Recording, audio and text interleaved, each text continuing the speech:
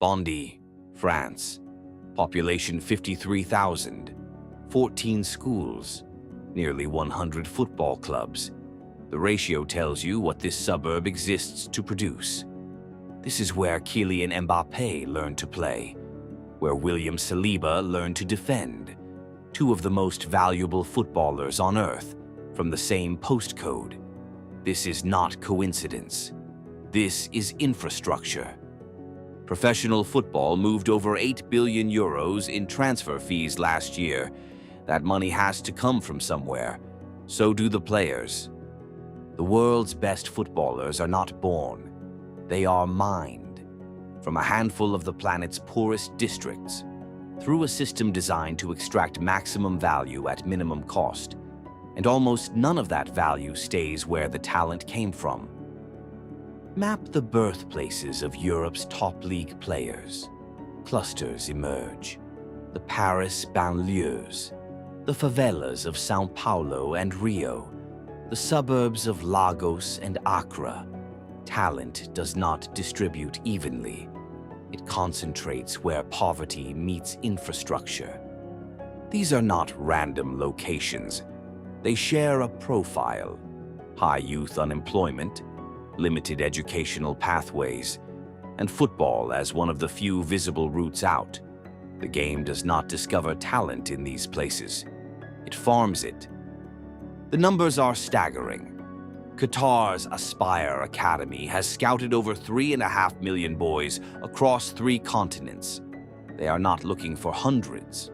They are looking for perhaps a dozen per year. FIFA created a system called training compensation. When a player signs professionally, the clubs that developed him are supposed to receive payment. In theory, this returns value to where talent originates.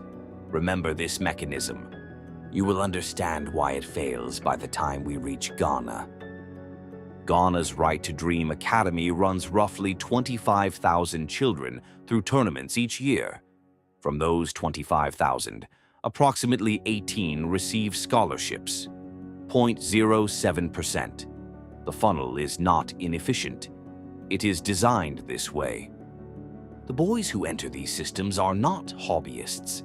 Their families have calculated the odds and decided this is still their best option. Because the alternatives, informal labor, subsistence farming, migration, offer worse odds of escape. European football generates over 30 billion euros in revenue annually. That economic gravity reaches across oceans. It pulls talent from villages that will never see a fraction of that money return. The academy model emerged in the 1970s and 80s. Ajax in Amsterdam, Barcelona's La Masia. European clubs discovered it was cheaper to manufacture talent than to purchase it. But local talent pools were finite, so they expanded the search radius. The scouting radius expanded decade by decade. First the domestic periphery, then the former colonies, then anywhere poverty produced hunger and football provided hope. The map of talent extraction follows older maps almost exactly. The economic logic is identical to mineral extraction. Identify a resource-rich zone. Secure options on as many claims as possible at minimal cost. Extract the valuable ore. Leave the overburden behind. The ore is the one player who makes it. The overburden is every child who does not. A mining company does not know which acre contains the vein, so it secures rights to the entire deposit. Academies operate identically.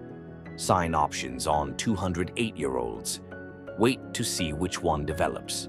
Release the rest before any obligation accrues. The extraction zone stays poor.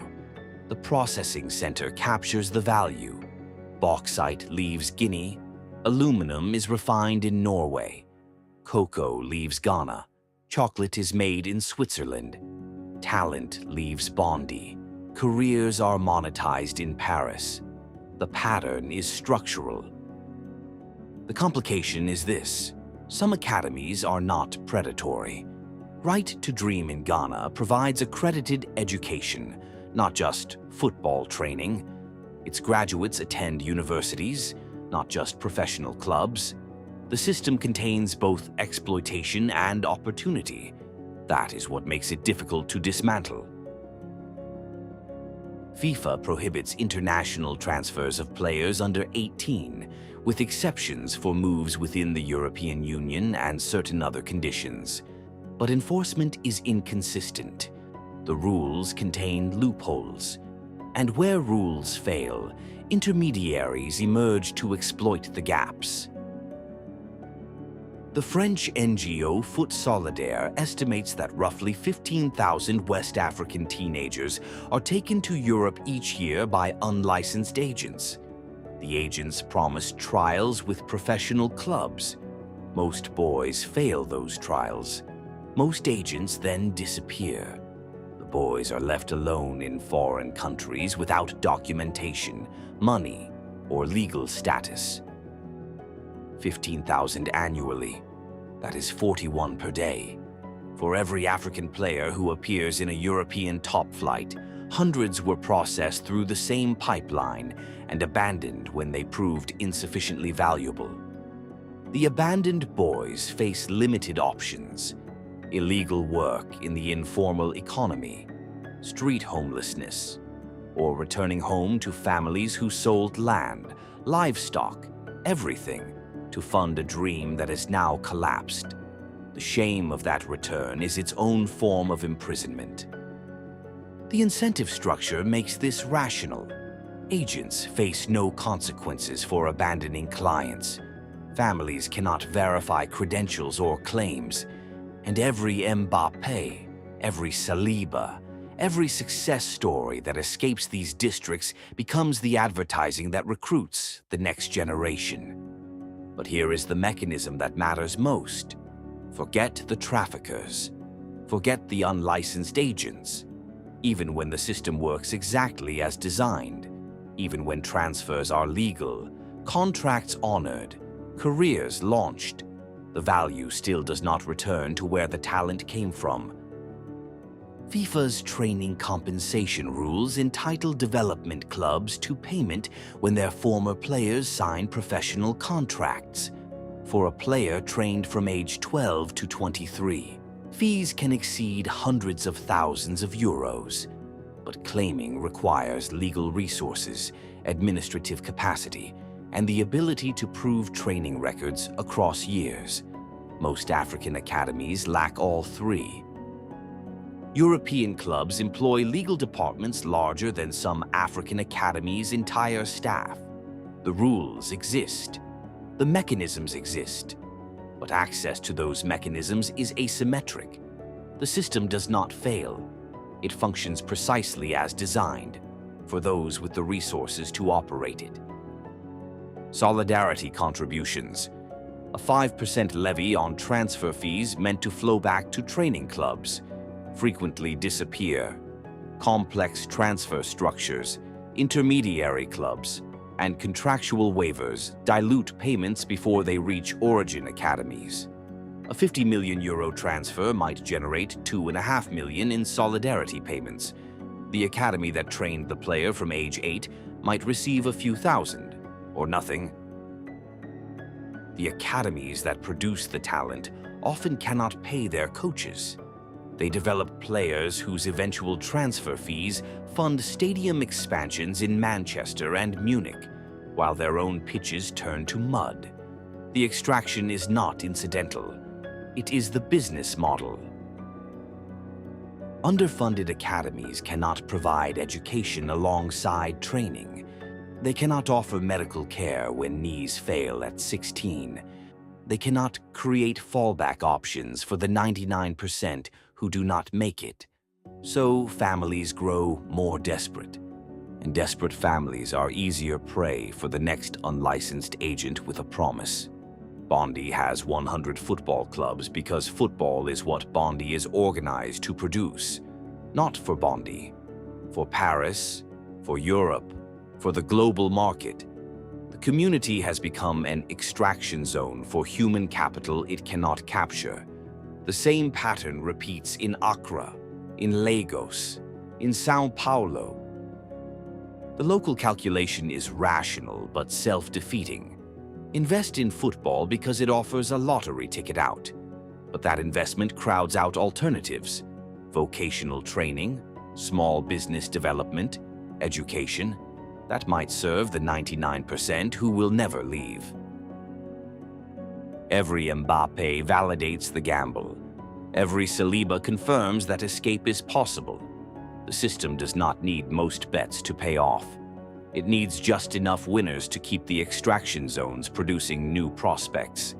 Success is not the point. Continuous supply is. Return to that FIFA mechanism. Training compensation does not fail because of corruption or negligence. It fails because claiming payment requires exactly the institutional capacity that extraction zone academies cannot build, because the system extracts value before they can accumulate it. The loop is closed. The mechanism is complete. The transfer market moved over 8 billion euros in 2023. 87% of that value concentrated in Europe's top 5 leagues. The talent that generates that value originates, increasingly, from everywhere else. The money flows up. The players flow in. Nothing flows back. Football is not a meritocracy that discovers talent. It is an extraction industry that mines it. The geography is colonial. The incentives are extractive. The consequences, environmental in one case, human in the other, remain in the extraction zone while the value travels to the processing center. These are children, 8 years old, 10 years old, 12, making decisions about their futures based on a system they cannot see, in a market they cannot influence, with consequences they will not understand until the consequences have already arrived. No individual actor is villainous.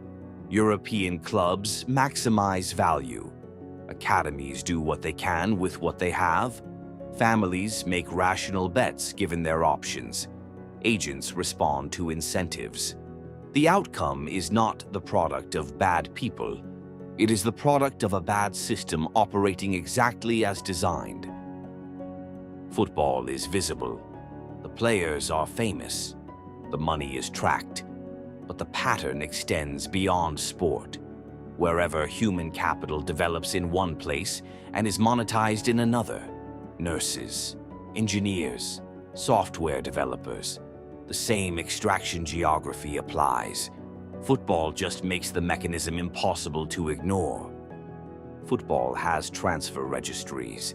It has governing bodies.